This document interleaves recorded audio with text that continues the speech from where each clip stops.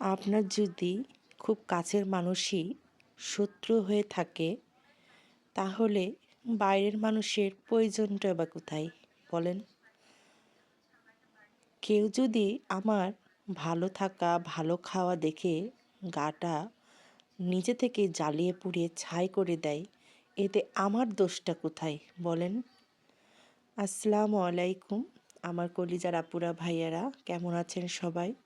অনেক দিন পর আপনাদের মাঝে চলে আসলাম আমি ঝর্ণার সোয়াল থেকে। ভিডিওটা শুরু করলাম আমার মেয়ের স্কুলে যাচ্ছি সেখান থেকে। তো ভিডিও অনেক দিন পরে আমি দিচ্ছি, কারণ আমার বাসায় প্রচুর গ্যাঞ্জাম হচ্ছে, কিংবা বলতে পারেন মিস্ত্রির কাজ হচ্ছে। আমি সব কিছু মিলিয়ে আমি চেষ্টা করলেও হয়ে কুলাতে পারছি না যে ভিডিওটা কিভাবে দিব, কি করে শুরু করব। কারণ আমি মিস্ত্রিরা কাজ করে, কিন্তু ওদের সাথে কিন্তু আমি অনেক রকম কাজ করে থাকি।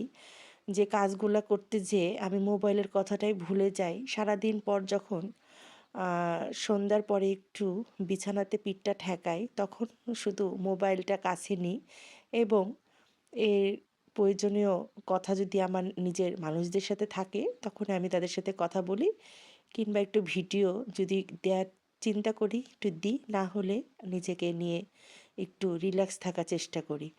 তো যেটা প্রথমে বলছিলাম, আপনার ঘরে যদি শত্রু থাকে বাইরের শত্রু প্রয়োজন হয় না।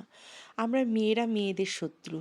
আমরা সারাটা দিন কাজকর্ম করি সংসারের, এরপরে যদি আমরা মেয়েরা নিজে থেকে কোনো কিছু করতে যাই, এটা কি খারাপ কোনো দিক হবে বলেন?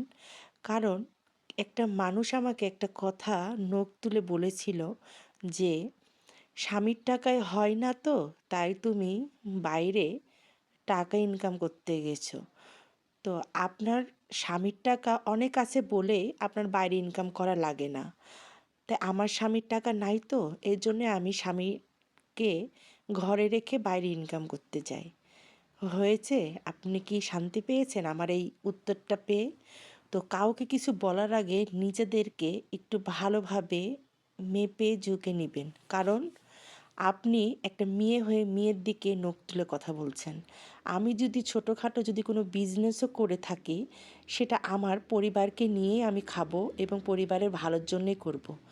আপনার পরিবারের ভালোর জন্যে তো আমি ইনকাম করছি না, তাহলে আপনার গায়ে এত জ্বালাপোড়া হয় কেন যে স্বামীর টাকায় হয় না তাই রাস্তায় কাপড় বিক্রি করতে নেমেছেন? তো এটা এক একজনের এক একটা শখ।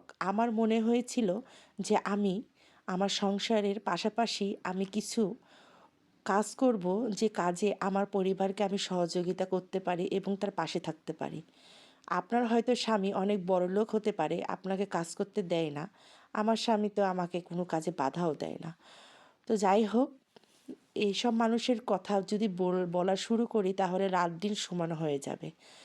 তো আমি কিন্তু মেয়েকে নিয়ে চলে আসলাম। আসার পরে এখানে তার আবদার এক রোস্ট এবং পোলাও রান্না করব।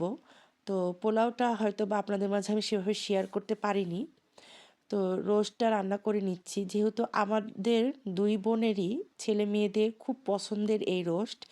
ওরা কিন্তু গরুর মাংস খাসির মাংসের থেকে এই মুরগির রোস্ট খেতেই বেশি ভালোবাসে পোলাওয়ের সঙ্গে। তো সব মিলে কিন্তু দিনকাল একটু ভালোই যাচ্ছে, বলতে পারেন ব্যস্তর মধ্যে যাচ্ছে। তো পুরোপুরি বাসার কাজ হয়ে গেলে আপনাদের মাঝে অবশ্যই শেয়ার করব যে আমি কি কি কাজ করালাম। গরিবের যেটুকু যত আমার কুলিয়েছে সেটুকুই আমি কিন্তু করেছি। তো কেমন হয়েছে অবশ্যই আপনারা কমেন্টের মাধ্যমে জানাবেন। আর আজকের ভিডিও কেমন হয়েছে, কেমন লাগলো অবশ্যই আমাকে কমেন্টের মাধ্যমে জানাবেন এবং আপনার এই বোনটার পাশে থাকবেন। আর আমার ভিডিও অবশ্যই দেখার আগে একটি লাইক দিয়ে ভিডিওটা দেখা শুরু করবেন। ভিডিওর যদি কোনো অংশ আপনাদের পছন্দ হয়ে থাকে তাহলে অবশ্যই আমার চ্যানেলটিকে সাবস্ক্রাইব করে পাশে থেকে যাবেন। আল্লাহ হাফেজ।